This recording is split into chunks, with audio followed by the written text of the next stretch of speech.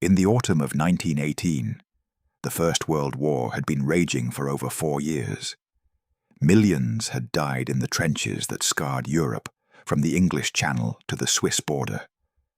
But by October, the tide had finally turned. The German army, exhausted and depleted, was in retreat. The Allied forces, bolstered by fresh American troops, were pushing forward in what they hoped would be the final offensive of the war. It was in this context, in the dense and forbidding Argonne Forest of northeastern France, that one of the most harrowing and heroic episodes of American military history would unfold. The Meuse-Argonne offensive had begun on September 26, 1918. It was the largest operation undertaken by the American Expeditionary Forces during the war, involving over 1 million American soldiers. The objective was to break through the German lines in a heavily fortified region that the Germans had spent years turning into a nearly impregnable defensive position. The Argonne Forest itself was a nightmare of military geography. Dense woods, steep ravines, tangled undergrowth, and limited roads made movement difficult and coordination nearly impossible. The Germans had fortified it with machine gun nests, artillery positions, and multiple defensive lines that took full advantage of the terrain. They called their defensive system the Stellung, a carefully constructed network of concrete bunkers, barbed wire entanglements, and interlocking fields of fire that had been designed specifically to turn the forest into a killing ground. Among the units tasked with advancing through this hellish landscape was the 77th Infantry Division, a National Guard division composed largely of draftees from New York City. These were not professional soldiers or farm boys who had grown up hunting and living outdoors. Many were immigrants or the sons of immigrants, men who had been working in shops, factories, and offices just months before. They spoke dozens of different languages and came from every neighborhood in the city. There were Irish immigrants from Hell's Kitchen, Italian immigrants from Little Italy, Jewish immigrants from the Lower East Side, and Polish immigrants from Greenpoint. The press had dubbed them the Metropolitan Division, though some less charitable observers called them the Melting Pot Division. Their commander, Major General Robert Alexander, had the unenviable task of leading these inexperienced troops into one of the most difficult sectors of the entire Western Front. The division had only arrived in France in April of that year and had seen limited combat before being thrown into the Meuse-Argonne offensive. On October 2, 1918, the division launched another push forward. The plan called for a coordinated advance across the entire front, with units moving forward together to maintain connected lines. But plans rarely survive contact with the enemy, and in the chaos and confusion of the Argonne Forest, coordination proved impossible. One battalion, under the command of Major Charles Whittlesey, managed to advance much farther than anyone had expected. Whittlesey was a tall, thin, bespectacled Wall Street lawyer who looked more like a university professor than a combat officer. He was intellectual, precise, and utterly determined to follow his orders to the letter. Born in Wisconsin in 1884, he had graduated from Williams College and Harvard Law School before establishing a successful practice in New York City. When America entered the war, he had volunteered for officer training despite being in his 30s and having no military experience. His fellow officers found him somewhat aloof and cerebral, but they respected his intelligence and his absolute refusal to compromise on matters of duty. His orders were clear. Advance to a position along a road designated as the Charlevoix Mill Valley and hold it until relieved. And that is exactly what Whittlesey intended to do. His force consisted of elements from several different companies and battalions. There were 6 companies from the 308th Infantry Regiment and 2 companies from the 307th Infantry, along with 2 companies from the 306th Machine Gun Battalion. In total, roughly 550 to 600 men.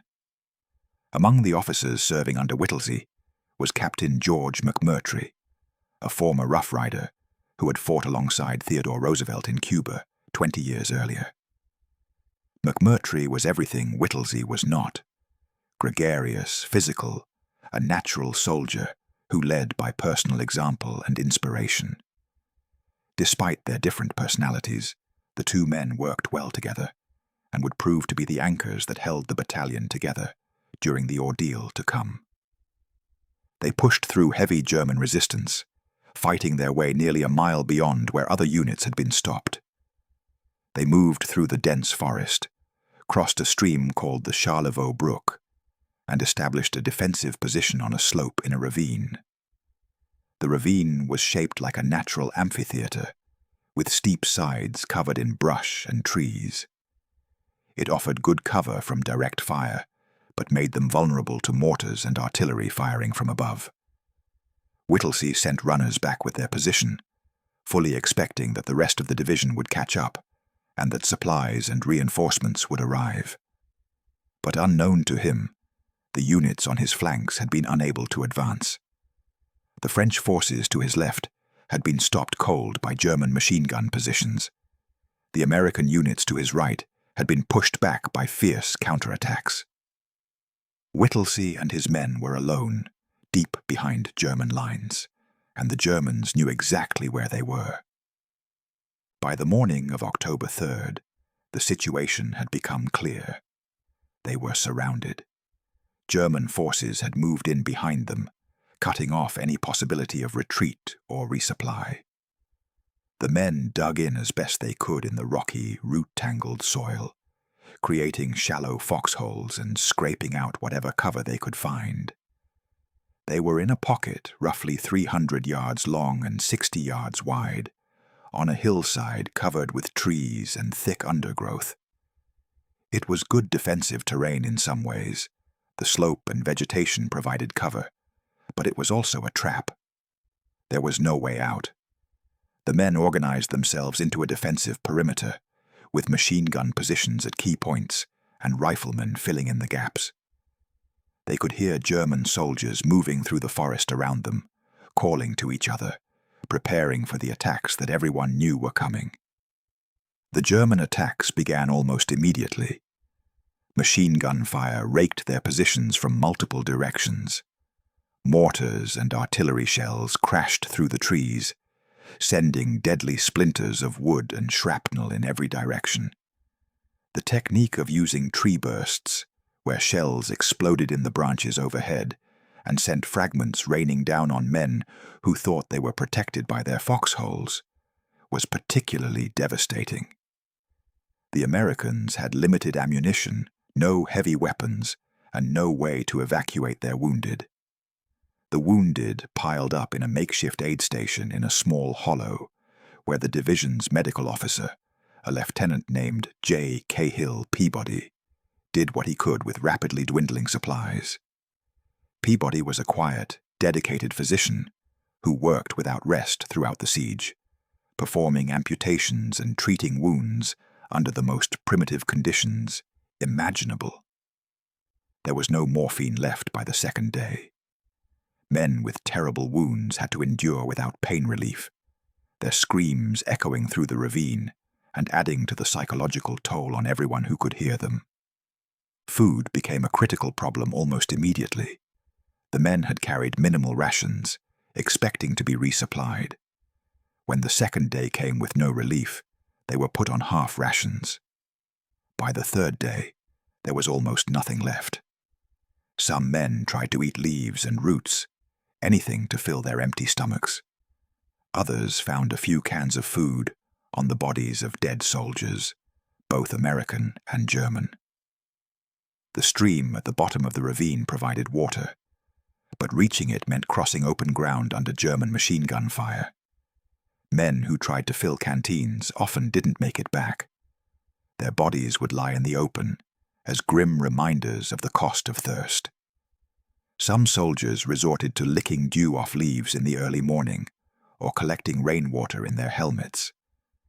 The bodies of Americans and Germans from earlier fighting lay scattered throughout the area, adding to the horror of the situation. The smell of death, sweet and cloying, hung over everything. Men wrapped cloth around their faces, but nothing could keep the smell out. Whittlesey maintained rigid discipline. He was a Harvard Law School graduate, a man of few words who led by example rather than speeches.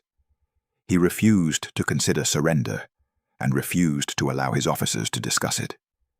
His orders were to hold the position, and he would hold it until ordered otherwise, or until every man was dead. He walked the perimeter constantly, checking on positions, encouraging men, showing himself as a target to German snipers, with what some thought was almost suicidal disregard for his own safety. Some of the men admired him for this. Others, as the days wore on and casualties mounted, began to question whether holding this particular piece of forest was worth the cost. But Whittlesey was unmoved. He had his orders. There were whispered conversations among some of the enlisted men about whether they should try to break out on their own, but the junior officers quickly shut down such talk. The unit would stay together, and they would follow orders. Communication with the outside world depended entirely on carrier pigeons. The men had brought several birds with them, kept in small wicker baskets. These pigeons were trained to fly back to division headquarters at Rampont, carrying tiny messages in aluminum capsules attached to their legs. In the first days of the siege, several birds were released with messages describing their situation and requesting relief. But as the days passed and no help came, it became unclear whether the messages were getting through or whether anyone was coming. Some pigeons were shot down by German soldiers, who quickly learned to watch for them. Others flew off in the wrong direction, disoriented by the noise and smoke. Each time a pigeon was released, the men would watch it climb above the trees, willing it to survive, knowing that it might be their only hope. Back at division headquarters, the situation was known, but the response was confused and inadequate. Several relief efforts were attempted, but the German defenses were too strong. American units trying to reach Whittlesey were thrown back with heavy casualties. The 307th Infantry made repeated attempts to break through, losing hundreds of men in the process. The High Command seemed unsure what to do. Some officers suggested that Whittlesey should attempt to fight his way back. Others argued that abandoning the position would be a defeat, and that relief efforts should continue. There were also concerns about the political implications. The American expeditionary forces were trying to prove themselves to their European allies, to show that American soldiers could fight as well as the French and British, who had been in the war for 4 years. Abandoning a surrounded unit might be seen as weakness. Meanwhile, the men in the pocket continued to die, pawns in a larger game they knew nothing about. The nights were perhaps worse than the days. In the darkness, German soldiers would creep close to the American positions, calling out in English, trying to spread fear and confusion. Some were German Americans who had been living in the United States before the war and had returned to serve in the Kaiser's army. They knew American slang and would call out, "Hey, buddy, why don't you give up? You're all going to die anyway." They would mimic the sounds of wounded men crying for help, trying to lure Americans out of their positions. Some would throw grenades and then rush forward in the confusion. The Americans learned to stay absolutely still and silent in the darkness, shooting at muzzle flashes and sounds, never knowing if they had hit anything. Sleep became impossible. Men would doze off from sheer exhaustion and then jerk awake at the slightest sound, their nerves shattered. On October 4th, the situation went from desperate to catastrophic. American artillery, unaware of the battalion's exact position, despite the messages that had been sent, began shelling the ravine. The artillery spotters thought they were hitting German positions. Instead, shells crashed through the trees, killing and wounding men who had already survived days of German attacks. The soldiers screamed and cursed, knowing that they were being killed by their own side, but unable to make it stop. In desperation, Whittlesey released one of his last pigeons with a message that has become one of the most famous in American military history. Written in pencil on a small slip of paper, the message read, "We are along the road parallel to 276.4. Our own artillery is dropping a barrage directly on us. For heaven's sake, stop it." The pigeon carrying this message was named Cher Ami, which means dear friend in French. It was a small blue and grey bird, a gift from British pigeon breeders to the US Army Signal Corps. Cher Ami had already made several successful flights during the war and was one of the most reliable birds in the service. As soon as Cher Ami was released, German soldiers who had learned to watch for the birds opened fire. The pigeon was hit almost immediately, struck in the breast and leg. It faltered, fell, and landed on a tree branch. The men watched in horror, knowing this might be their last chance. Then, somehow, Cher Ami took flight again. Injured and bleeding, the bird flew the 25 miles back to division headquarters, arriving within an hour. When handlers retrieved the bird, they found it was in terrible condition.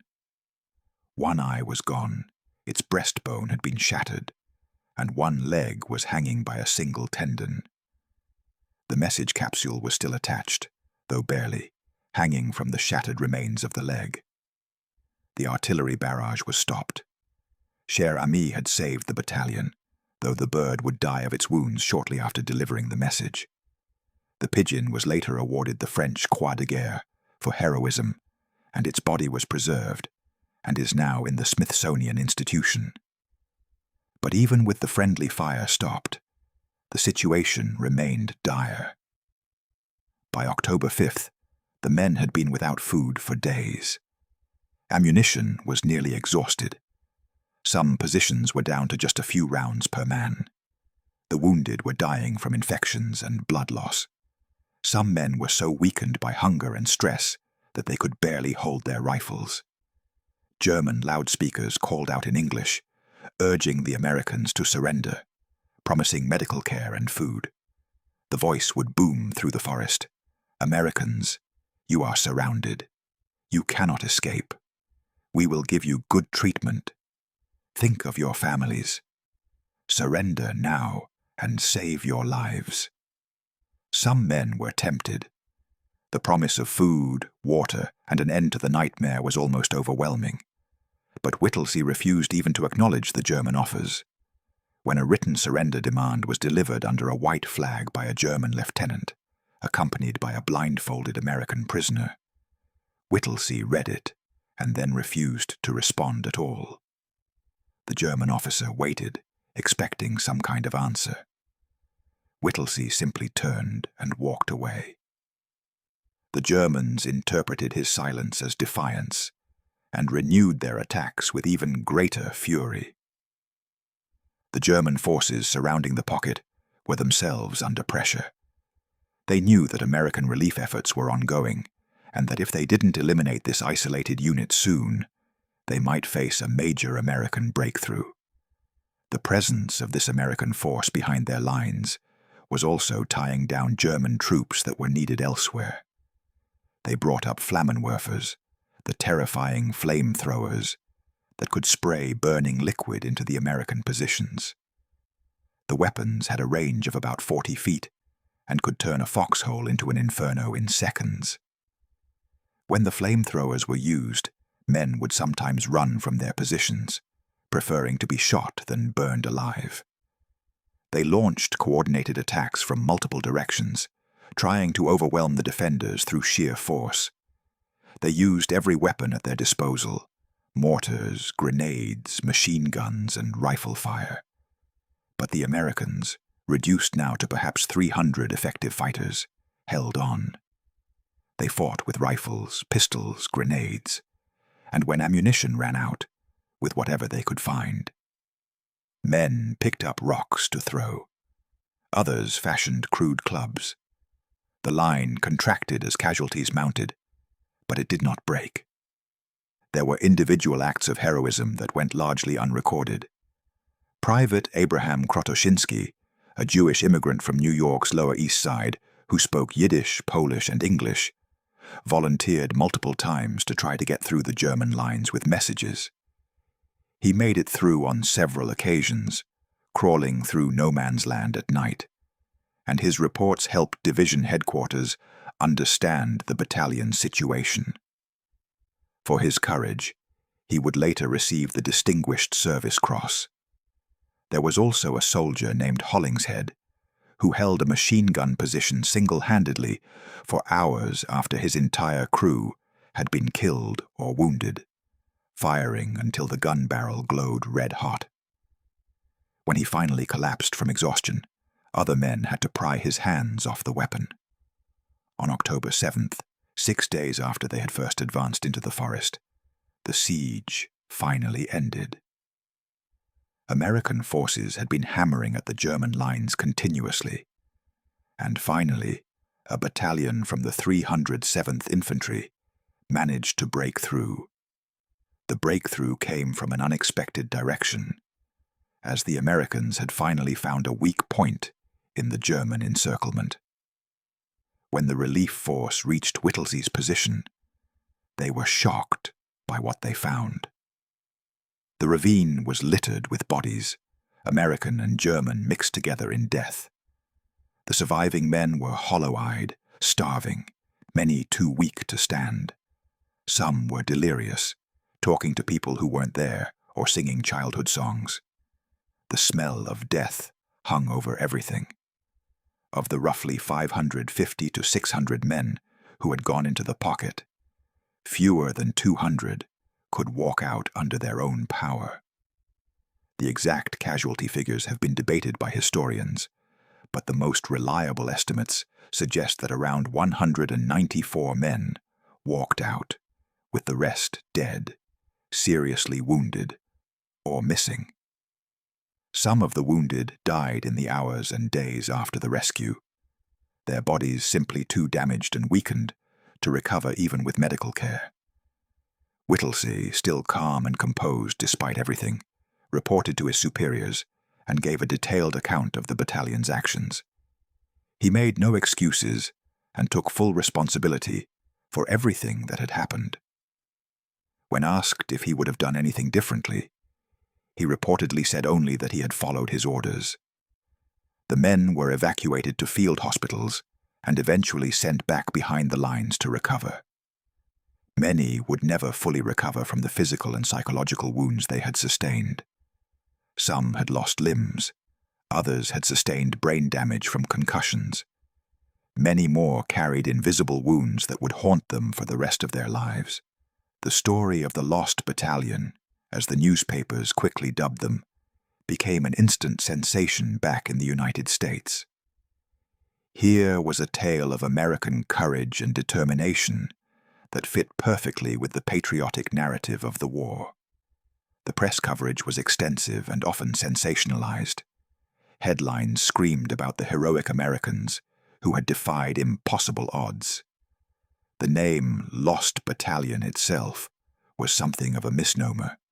The unit was never really lost. Division headquarters knew approximately where they were. They were simply cut off and unreachable. But the name stuck and became part of American military legend. Major Whittlesey became a national hero overnight. He was awarded the Medal of Honor, the nation's highest military decoration, for his leadership during the siege. Captain McMurtry also received the Medal of Honor. Several other officers and men received the Distinguished Service Cross and other decorations for their actions. When the war ended just over a month later, on November 11th, 1918, the Lost Battalion was already part of American legend, a story that would be told and retold for generations to come. But the aftermath of the siege was complicated and often tragic. Charles Whittlesey struggled with the fame thrust upon him. He was a private, introspective man who found the constant public attention unbearable. He was invited to speak at rallies and parades, to attend ceremonies and dedications. Strangers would stop him on the street to shake his hand. But Whittlesey found no joy in any of it. He was also haunted by the decisions he had made, by the men who had died following his orders. He would wake up at night hearing the screams of the wounded. He attended memorial services and wrote hundreds of letters to the families of the dead, personal letters in which he tried to explain what had happened to their sons and brothers and husbands. But he never spoke publicly about whether he believed the position had been worth holding, whether the sacrifice had been justified. In 1921, 3 years after the battle, Whittlesey boarded a ship called the SS Toloa bound for Havana, where he was supposed to attend a business meeting. During the voyage, on the night of November 26th, he disappeared. His cabin was found empty, his reading glasses and a book left behind. His body was never found. Most historians believe he took his own life, unable to live with the memories and the weight of his wartime decisions. He was 37 years old. Many of the enlisted men who survived also struggled. Some suffered from what we would now recognize as post-traumatic stress disorder, though in that era it was called shell shock or neurasthenia. Others had physical disabilities from their wounds that made it difficult or impossible to work. The experience in the Argonne Forest left scars that never fully healed. The battalion held reunions in the years after the war, annual gatherings where the survivors could be with others who understood what they had endured. These reunions were both therapeutic and painful, a chance to remember the men who didn't come back and to process what they had all been through. But as the decades passed and the veterans aged, the number attending grew smaller, until finally there were none left. The question of whether the Lost Battalion's stand was worth the cost has been debated ever since. From a purely military standpoint, the position they held had limited strategic value. The road they were ordered to reach was not critical to the overall offensive.